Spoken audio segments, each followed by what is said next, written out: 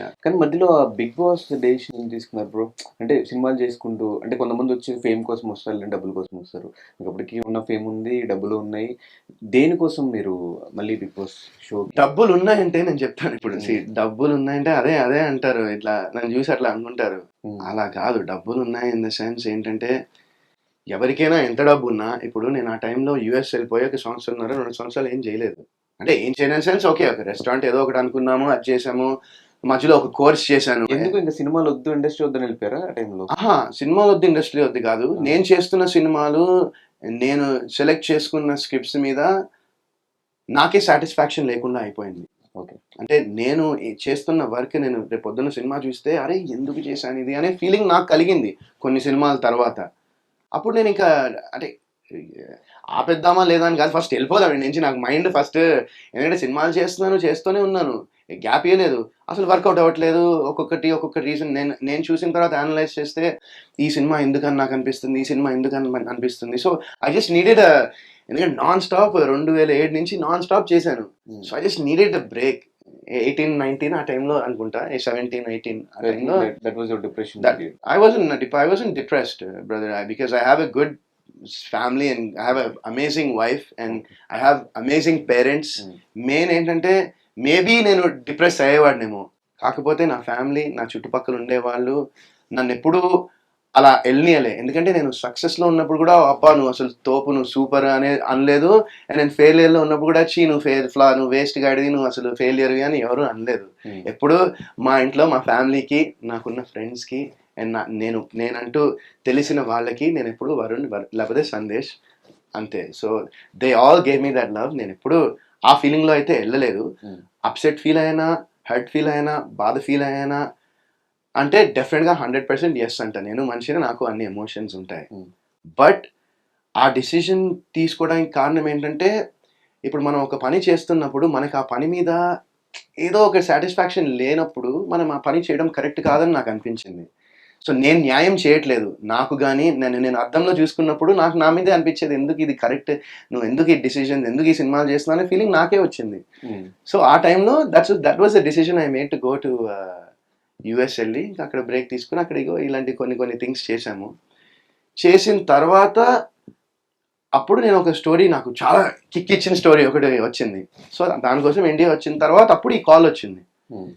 So, ఈ call వస్తే వితికాకి బాగా ఇష్టం first of all 'Bigg Boss'. ఆ టైంలో ఫాలో అయ్యేది చాలా. She used to watch the episodes and everything before. And she was like ఇది ఎక్స్‌పీరియన్స్ బావుంటుంది ఇది అది అని చెప్తే ఇంకా నాకు కూడా ఏంటంటే నేనొక్కడినే అయితే ఇంపాసిబుల్. నా వల్ల అయ్యేది కాదు. నాకు విధిగా కూడా ఉంది కాబట్టి ఎళ్ళా. అండ్ డెఫినిట్‌గా financially it was good. It was good అని హ్మ్. చెప్తాను నేను. Hmm. So, that was also there. And నాకు నిజంగా అనిపిస్తది అలాంటి ఒక జర్నీ అనేది లైఫ్‌లో మళ్ళీ రాదు. 105 డేస్ ఒక ప్లేస్‌లో ఉండి ఆహ్, అదేంటంటే అసలు మొత్తం ప్రపంచానికే నువ్వసలు ఇంక ప్రపంచంలో లేవన్నట్టు ఉంటుందది బేసిక్‌గా. ఇదే ప్రపంచం అయిపోతుంది ఒక హ్మ్. 105 డేస్. సో, ఇలా ఒక మొత్తం క్లోజ్డ్ డోర్స్‌లో ఒక 105 డేస్ ఉండాలంటే it's not a easy task అది. హ్మ్. బట్ దట్ ఆ 91 డేస్ విధిగా నాతో పాటు ఉంది కాబట్టే నేనక్కడ ఉన్నాననుకుంటా నేను అన్ని రోజులు. లేపోతే నేను సస్టైన్ అయ్యేవాడిని అని కాదనిపిస్తుంది. నేను నేను I probably would have not been able to do it. Hmm. ఎందుకంటే నేను అంత ఈజీగా నేను I don't it takes me time to mingle with people. Hmm. But once I mingle ఇంకంతే they become like my family. So, ఇప్పుడది ఆ journey అనేది positive అయిందా? నెగెటివ్ అయిందా? అంటే నాకు నెగెటివ్ అయితే అవ్వలేదు. ఎందుకంటే పాజిటివే అయిందని చెప్తాను. నా హ్మ్. నా నా నా పర్స్పెక్టివ్‌లో. బికాజ్ ఫస్ట్ ఆఫ్ ఆల్ ఇప్పుడు నేను 'వరుణ్ సందేశ్' ఒక వ్యక్తిగా జనాలకి నేను చేసిన సినిమాలు, లేపోతే వాళ్ళు న్యూస్‌లో చదివినవి, లేపోతే నా గురించి వాళ్ళు విన్న రూమర్స్ త్రూ 'వరుణ్ సందేశ్' అనే వ్యక్తి ఇలాంటోడు, అలాంటోడు, లేపోతే ఆడు ప్లే బాయ్, లేపోతే ఆడు ఇది హ్మ్. రకరకాలుగా ఉండేది హ్మ్. జనాలకి నా మీద. హ్మ్. సో, నేను ఒక 105 డేస్ ఒక ప్లేస్‌కెళ్ళి అందరి టీవీలో దగ్గరకొచ్చి అందరూ నన్ను చూసి ఒక 105 రోజులు నేనేంటో తెలుస్తుంది కదా జనాలకి. హ్మ్. వాట్ ఈస్ దిస్ గై అనేది. సో, జడ్జ్‌మెంట్స్ అనేది ఏవైతే నా మీద ముందర క్రియేట్ అయ్యాయో అవి చాలా మంది మొన్న చెప్తున్నాను కదా! మొన్న ఇంటర్వ్యూ చేస్తున్నప్పుడు కూడా ఒక ఆవిడ నేను 'బిగ్ బాస్' ముందర మీకసలు చాలా యాటిట్యూడ్, మీకు చాలా బలుపు, మీకు చాలా మీరు ఇవన్నీ అనుకున్నానండి. గానీ మీరింత హంబుల్, ఇంత స్వీట్ ఉన్నారని నేను ఎక్స్‌పెక్ట్ చేయనంటే నేను అదే అన్నా.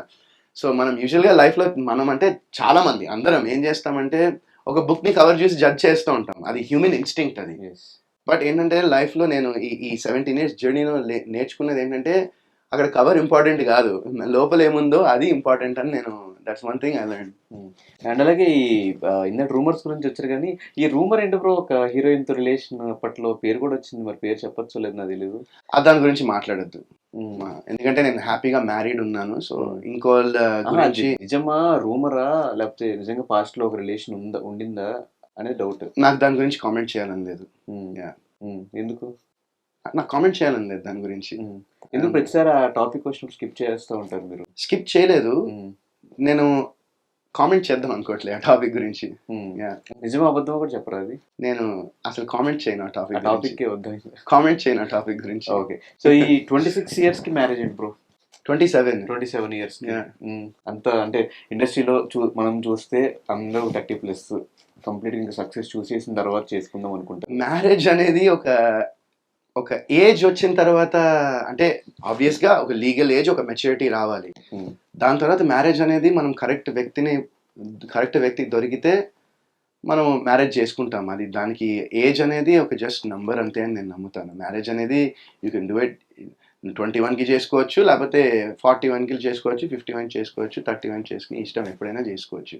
బట్ ఏంటంటే కరెక్ట్ పర్సన్ దొరకాలి మనని అర్థం చేసుకుని మనం కూడా వాళ్ళని అర్థం చేసుకునేటువంటి మనుషులు దొరికితే ఖచ్చితంగా there is no age, correct time correct age ఉండదు అనుకుంటాను నేను మ్యారేజ్కి. 2014 నుంచి పరిచయం కదా? 2014 అనుకుంటా. పడ్డానండి ప్రేమలో. మరి తినే కరెక్ట్ నా లైఫ్కి అన్న పాయింట్ ఎందుకు వచ్చింది? తినే కరెక్ట్ అనే పాయింట్ ఎందుకు వచ్చిందంటే she was there for me, అంతే. అంటే మా రిలేషన్షిప్ బేసిక్గా ఫ్రెండ్షిప్లా మొదలైంది. So we be friends first and we started talking to each other. And నాకు తెలియకుండానే నాకు తన బెస్ట్ ఫ్రెండ్ అయిపోయింది. నేను అన్నీ షేర్ చేసుకున్నా తనకు అన్నీ తెలుసు నా గురించి.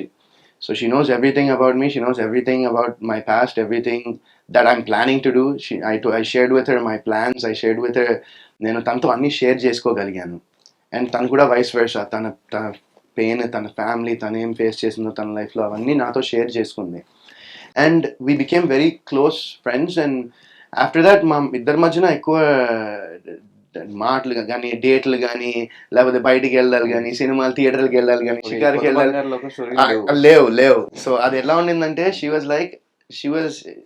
తన మైండ్లో ఫిక్స్ అయిపోయింది నాతోనే షీ వాంట్స్ టు ట్రావెల్ అని.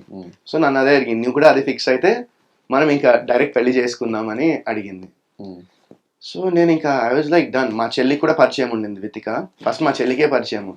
సో అలా మా చెల్లి నుంచి మా మమ్మీతో మాట్లాడి, మా డాడీతో మాట్లాడి నాకు భయంకరంగా అంటే నేను బాగా కనెక్ట్ అయిపోయిన థింగ్ ఏంటంటే, నేను ఒకసారి మేము ఇంకా అప్పటికి రిలేషన్ అంటే వీ వర్ జస్ట్ టాకింగ్, అప్పుడే మా రిలేషన్ స్టార్ట్ అయింది.